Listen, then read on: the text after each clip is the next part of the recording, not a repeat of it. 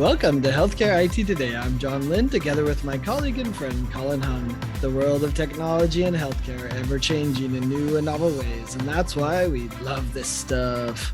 So join us as we discuss the latest healthcare and health IT news, meshed together in new ways, which help generate ideas and new perspectives.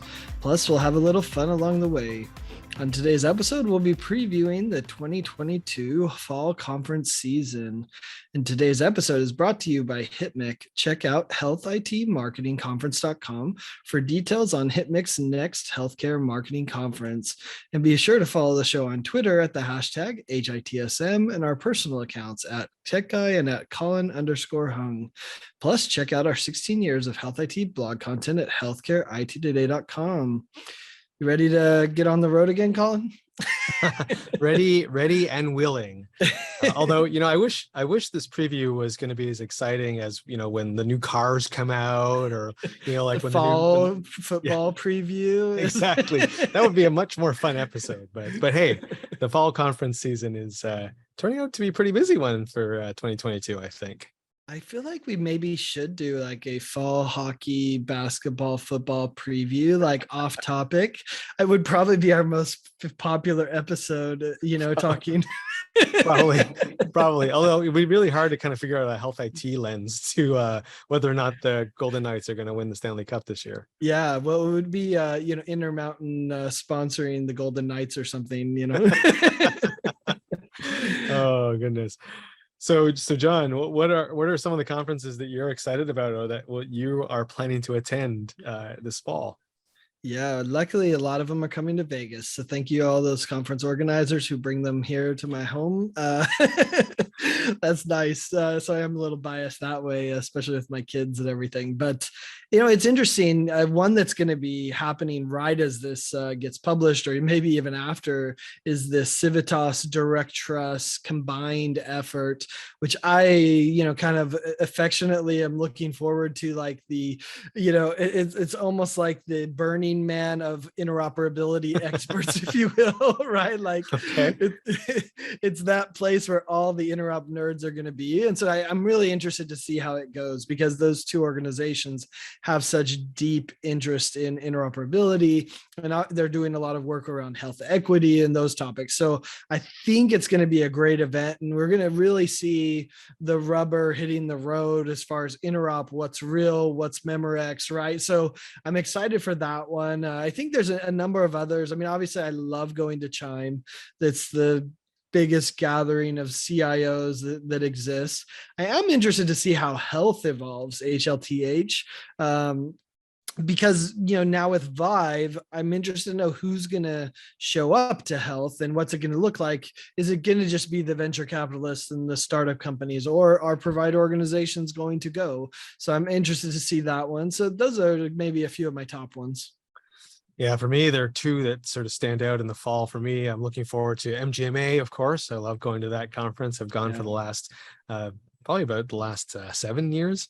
Wow. So interested to see how that one evolves and how that's changing. And, they're doing a lot of work. The organizers are doing a lot of work to really make it more valuable and attract back the attendees, post-COVID. Well, and their data will be fascinating with COVID, with workforce, with all that. They're going to have some good data. I think so.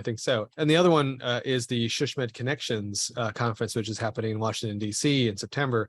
Looking forward to that. I haven't attended for the last 3 years, I think, just prior to COVID and then with COVID.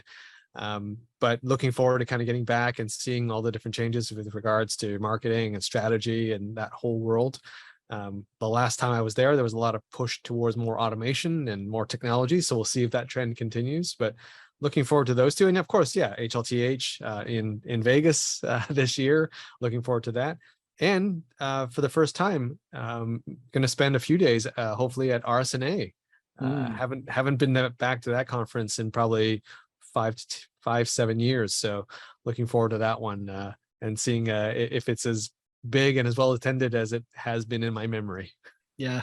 Well, interesting. And HLTH has officially said it's pronounced health, by the way. Oh, really? I mean, style guide or whatever, but, I mean, I think we call it whatever we want, right? But anyway, the interesting one I'm also looking forward to is HCP, the Health Connect Partners one, which has a reverse expo, which will be my first time kind of experiencing the reverse expo. So I'm excited to see how that plays out and what their style and format is. I think that's a really interesting conference. There's a couple of user conferences too that are on my radar. Thankfully, a number are coming to Vegas. So I'll be interested to Point Click Care Summit to see what's happening with long-term post-acute care. And that's a growing area for a lot of organizations. So I'll be fascinated to see what they have available. The other one that I'm interested in, and I'm not sure even if I'm going to go or not, I'm still on the fence a little bit, but that's Oracle World, which is going to be in Vegas as well. The reason I'm on the fence is I'm not sure, will Cerner show up in droves? Will they have a good presence, or is it all the Cerner user conference, right, that everyone's going to go to? So that one I'm like, maybe this year is a year to go and check out what they're doing with the acquisition of Cerner. So that's another one that, it's on the fence, but I may have to go check out and see, are they talking about Cerner, or is it kind of a non-event?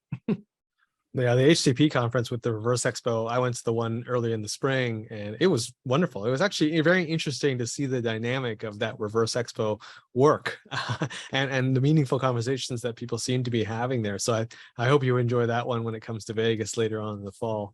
And yeah, you hit on my favorite type of conference, right? Like the user conferences. I think those ones are some of the best conferences to go to. First of all, they pull out all the stops in terms of marketing, but also just in terms of the interaction that happens at those conferences is totally unique, and I love it. And so this is a plug for if anyone out there has got a fall conference happening in the Northeast, a user conference, keep me in mind. Colin's ready to travel more. That's right. I'm gonna hook up the Winnebago or the trailer and spend a few days down in the I US. think you're just tired of being responsible for cooking dinner and you're ready for a little break. Is that it's a little COVID fatality?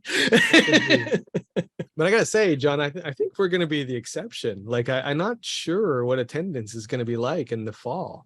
And I don't think this is COVID related. I think really predominantly it's just the pressures on healthcare and budgets. I'm unclear how many provider organizations and how many health IT companies who aren't exhibiting are going to plunk down a lot of money going to a lot of conferences this fall. It's unclear. That's interesting. I would have thought you would have taken the COVID angle, since it does feel like there's some sort of spikeage happening of some sort. Obviously we record this early, so who knows what's going to happen by the time this goes live. No one can predict COVID, but I think it's not an issue, right? People have decided they're either going to go or they're not, because, Right. with COVID or not, the travel policies have changed. So I think you're right that COVID is less of an issue now. You're going to either go or you're not. And, you've decided what camp you're in. What's interesting, though, is I don't agree with you on that. I actually think people are ready to be back together. So I think we may actually see, the biggest numbers we've seen for a lot of these events as far as people coming together. The one thing that may support your approach or your suggestion is that the potential recession that's happening, and will some people close up because of that? But I think enough have already bought into it. They've already bought their tickets, they've already signed up, they've registered, they're speaking, etc., that I don't think it's going to quite have the impact this year that it could maybe in future years if it continues the path that it's on. And I don't think it's been bad enough in healthcare to stop people from coming, because of the value that can be created from coming to these events, talking to the vendors that they need to.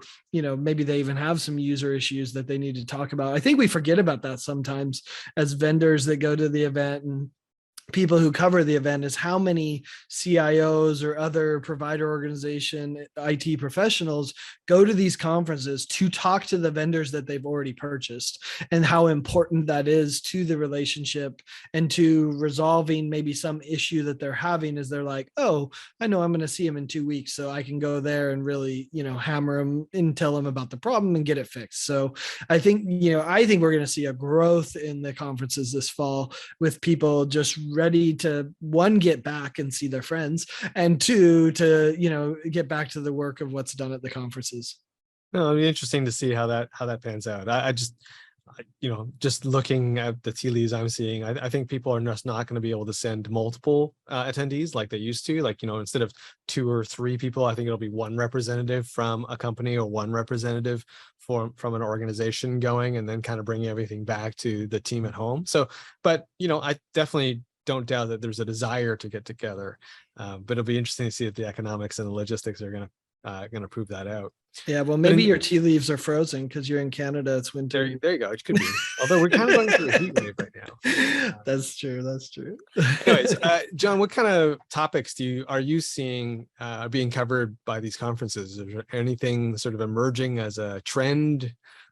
Yeah. Well, I suggested maybe we should call this what topics are we going to be sick of after fall conferences? And in some ways, I'm kind of already sick of this topic, which is workforce, but I'm 100% sure there's going to be all sorts of discussion around workforce, burnout, retention, automation, everything going into that whole area of, how are we going to deal with fewer staff, whether it's IT staff, which is going to be fewer, or whether it's clinical staff, which are fewer, or whether it's your front desk staff that now you have fewer, right? And how are you going to deal with all this? That's going to be the hottest topic of conversation for sure. But I think on the edges, there's a bunch of other things that are really interesting that are happening. And to me, they all revolve around data and access to data. So whether it's the interoperability discussions and, we're actually sharing data in ways that we weren't before, I think that's going to be exciting and be like, wow, okay, yeah, that's great. Or how am I leveraging data to improve my revenue cycle management, right? If we, I think there's going to be a lot of that discussion. Or how do I personalize this to the patient and the communication that I'm doing? And is it okay if I just do these blast emails? And of course, the answer is no, right? We have the technology to personalize all of this. So I think that, that personalization, using data to, provide better care, I think that's going to be a hot topic as well. Yeah, hard to argue with you. I think number one is going to be workforce, right? And if it's not about workforce, it'll be about workforce. I think that's going to be. They'll tie it to workforce one way or another. Yeah, it's definitely going to be the top topic. No matter what area, even in health IT, we're seeing a lot of people having difficulty attracting talent and keeping them. So I definitely think that's going to be one of the hottest topics. And how crazy is that against all these companies firing a bunch of people because they're afraid of the recession, right? So that one's going to be hard to reconcile in our minds a little bit, right? We've seen large organizations firing hundreds of people, but yet others are having trouble retaining them. Well, I think the unfortunately the counterbalance to that is, I think the other topic that we're going to be hearing more about is revenue challenges, right? The volumes at some organizations are still not back, partially due to COVID and restrictions, and also partially due to the fact that patients are kind of just making do without seeing their specialists and without coming back into the health system, or not being able to afford it, right? Revenues are down across the board. We've seen some stories recently about the losses being posted by some of the larger health systems, in the last few quarters. So that's going to be a big challenge when yes, there is a need to hire these people, but also we don't have the means to do it. So I think revenue is going to be, and anything related to revenue. So whether that's revenue cycle management, HIM, patient, attracting patients, I think all of those things are going to be important. And I think, unfortunately, cybersecurity is continuing to rear its head, and ransomware and hardening of your systems is going to be a topic that's going to be covered as well in the fall. Yeah, it only takes one ransomware incident right before an event for it to become the topic du jour. But, it's interesting to think about also what else, right? I wonder how many times we're going to hear big tech's coming for us. And I think there's two camps that you find at conferences. You're on, Amazon's not going to touch us, I'm not worried, right? And then the other one's like, this is going to transform everything. Healthcare is going to become so consumer centric, right? And I think the truth is somewhere in the middle. But it'll be interesting, those topics, like how many times are we going to hear this big tech is coming or retail is coming for us? I don't know. What do you think? I think I think there's no doubt that there's going to be a topic of hallway conversation. I'm not sure there's going to be a lot of like sessions on this, at the various conferences. But I definitely think it'll be on the minds and parts of the, standing in the booth, standing in the hallways kind of discussion to say, hey, what do you think CVS is up to? What do you think Walmart's going to be doing next? And who's Amazon going to buy down the road? And where is Oracle in all of this, right? Like I think those definitely are going to be talked about, maybe not on the agenda though. Well, and it probably is interesting because at the HLTH health conference, that there's going to be tons of that talk, right? And they're going to be there right at the event, which probably says something about the culture of that conference versus maybe at MGMA. Is that going to be talked about as much? Maybe not, right? Because they already have a practice, they have their patients, they have relationships. So I think it's going to be a different conversation depending on the event you go to. The other one we haven't highlighted, of course, is regulations. Right. Surprise billing is going to be a topic. TEFCA is going to be a topic. The interoperability, things around, data blocking. Of course, those are all going to be topics. I think the surprise billing and even, price transparency. I think those are going to be two that we haven't heard as much about. Now it's like kind of hitting us in the face. Hey, if you're just tuning in, you're listening to Healthcare IT Today with John Lynn and Colin Hung. Today, we're talking about the fall conference season that's coming up in 2022. Today's episode is brought to you by HITMIC.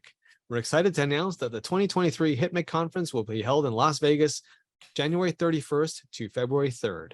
We're holding it a little bit earlier than usual because of the spring 2023 healthcare conference schedule. It's already so packed and we didn't want to interfere with that. For more details about the HITMIC conference, head on over to healthitmarketingconference.com. Whew, that's a mouthful to get through sometimes. They all redirect. It's all. So, John, what about, it's kind of a HITMIC question. It's kind of a nice segue. What can health IT companies and providers do to get more value from in-person conferences in general? Yeah, I mean, I think everyone always just says the first thing is have a plan, which I think is key to any conference. I would add another though beyond that, which is focus on relationships. And so, if you focus on how can I maximize the greatest number of relationships at this event, and that's not necessarily volume, right? It doesn't necessarily have to be how many people can I meet, but it's what's the quality of the relationships that I'm building at these events. So I think that's what matters. So whether it's your own clients, whether it's prospects, whether it's people you meet, how can you take your relationship to that next level beyond just, can I scan your badge, right? Like, I think that's fine, right? And that's probably a good thing. You can hit that top of funnel from a HITMIC perspective. But at the end of the day, it's the people business. It's about relationships and knowing. And I think people also underestimate the network effect of relationships, especially at a conference. Like, you see someone and this is a real sales mentality, I think, or, CIOs can do this as well, right? Where they're like, oh, you can't help me specifically, so I don't care about this relationship. And they, and some are nice, some are, not so nice and whatnot. But, when you think about it and you have the experiences that I've had at these events, it's surprising how that relationship, even if it's someone who can give you nothing, right? They have nothing to provide you. They can't help you in your organization. They can't help you with your sales goals, whatever it is that you're there for, right? It's amazing how that person could connect you to someone who could help you. So I would always say, figure out what the return on relationship is at a conference, and you'll be surprised that investing in those relationships and the kindness that you offer and the way you help those people can have a network effect in how you experience the conference and the value you get from a conference. Yeah, definitely agree with you. You got to have a plan going into the conference, especially if you're an attendee, right? You got to maximize the time you're there. So whether that's making sure you know who you want to meet or want to go and visit in the exhibit hall, making sure you know which sessions you really want to attend ahead of time and plan for that and so forth. On the attendee side, I think that's key. On the vendor side, I would extend what you're saying and say, to me, it's actually not about the conference anymore. You got to look at ways of how to extend being at the conference beyond the conference itself. Mhm. one of the biggest things to do is obviously the relationships that you're able to forge and continue at a conference, and you take those beyond and follow up and do those things. That's certainly very valuable. But I think you have to look beyond, just being there and limiting yourself to thinking about the people you're going to meet at the conference. Could you take some of the information that you've learned at the conference and turn that into content that you can use to market? Can you take some of the influencers you meet and leverage that into stories down the road? Like, again, back to your relationship, it's all about that, but it's about extending that value beyond the 3 days of the conference. I think what's happened in the past is that we judge a conference based solely on the number of people we've met during those 3 days. But we don't look at the impact of, well, 6 months from now, what happened to those discussions that I had, or it's because of this that I was able to do that or get introduced over here. So I think you definitely have to plan for that now, is to say, okay, well, by being at this event, how can I make sure that I'm still getting value from this event come January? Mhm. Yeah, absolutely. I think another one that's interesting is to think about the evolution of social media at conferences. There was a time that there was this almost too much noise on social media because there was so much volume, but I think now it's kind of ratcheted down in some ways where there's not quite as much noise, so you can stand out in a different way at a conference, whereas before maybe there was too much noise, they weren't seeing it as much. So I think that's interesting too to think about is who's on social media, what are they sharing, how can you connect with them before the event, during the event, and after, to your point, going beyond the 3 days of the conference or whatever it might be. And so I think that's an interesting one too. Now, I think there's a lot of ways you can screw it up. I think social media is always a double-edged sword, right? Like it can provide a lot of value, but it can also be a big distraction. It actually can hurt your organization, your brand, if you don't do it the right way. And so, to me, it's like, how can you be authentic? How can you provide value to those around you?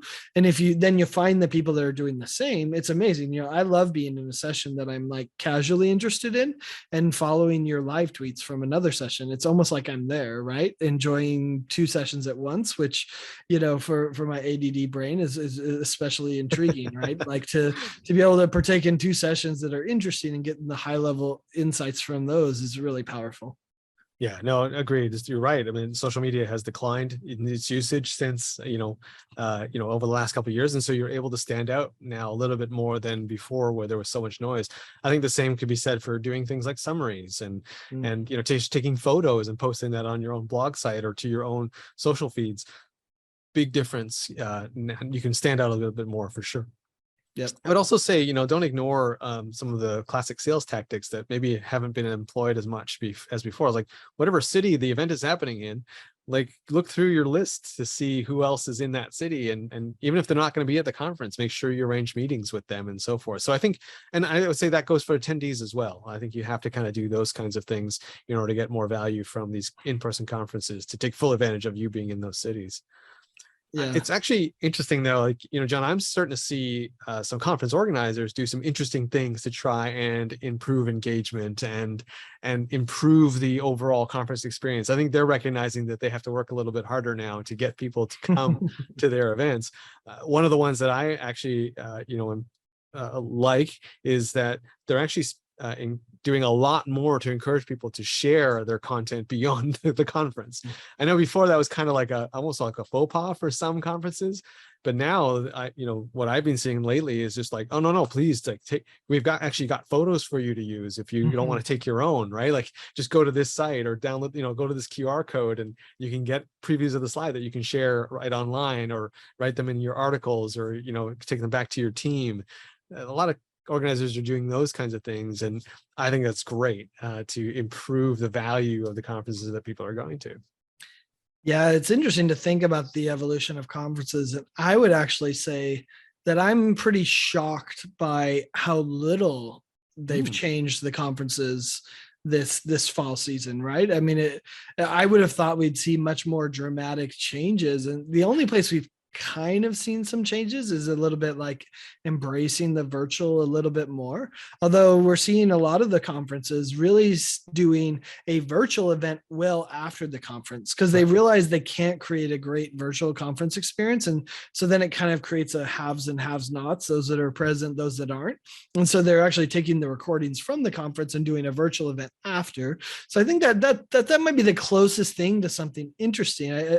We see a few other things as far as buyer programs or formats that they do. We see a couple of those. I've seen some embrace our unconference one that we've done at HIPMIC for so long, and we stole from the unconference world as well, right? So I think some of those you're getting some formats that way, but it'll be interesting to see who's going to really push the envelope as far as what they're doing, or maybe they don't need to, right? Maybe the bread and butter is just having the right 1,000 people, 10,000 people, whatever it is, in the right place, and the magic happens on its own, and so the rest doesn't matter so much if you have the right community. Yeah, it's true. I don't think anyone's come up with a revolutionary new conference format. Yeah. I think the closest would be some of the ones that are doing the one-on-one.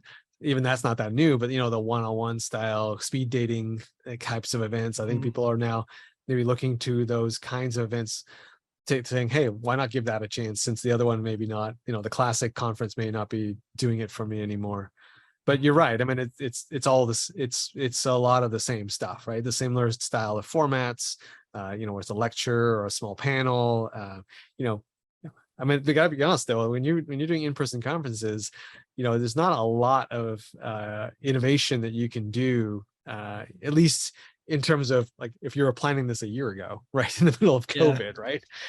You're kind of stuck with the speakers and these sessions that you chose. But I think there is some movement. I have to say, again, like you mentioned one where they're doing a virtual conference a few days later or a few months later, where they're taking the best of the in-person and doing it there. I think that's an evolution because, yeah, they learned that doing one simultaneous to the in-person conference just doesn't work. I think they've also done a better job at trying to engage people while they're at the conference. The apps have just gotten that much better, right? So if you want to connect with someone who's got a similar interest to you, the apps can actually help with that now, right? Whereas before it was like all manual searching, but now there's a lot of things that they're trying to do with proximity and other things. I think that's kind of interesting as well. Yeah. I mean, it's such a hard problem to solve, right? Because at the end of the day, it's really about matchmaking and making sure the right matches are done. And doing that at scale is a really challenging problem. And of course you have the people that everyone wants. And those people don't want to be connected to anyone, or at least they have a certain bandwidth that's allowed. So it's a really hard problem to solve. And to your point, how many formats are there, right? Exactly. Well, hey, if you're listening or watching this, hopefully you will meet up with John or I at one of the conferences coming up this fall in 2022. And thanks to all of you who tuned in to this episode of Healthcare IT Today. You can find more details about our show by checking out the programs page on healthcarenowradio.com. And please share your voice and engage with the community at healthcareittoday.com and on Twitter using the hashtag HITSM. I'm Colin Hung, along with my friend and health IT collaborator, John Lin. Thanks for listening and have a great week.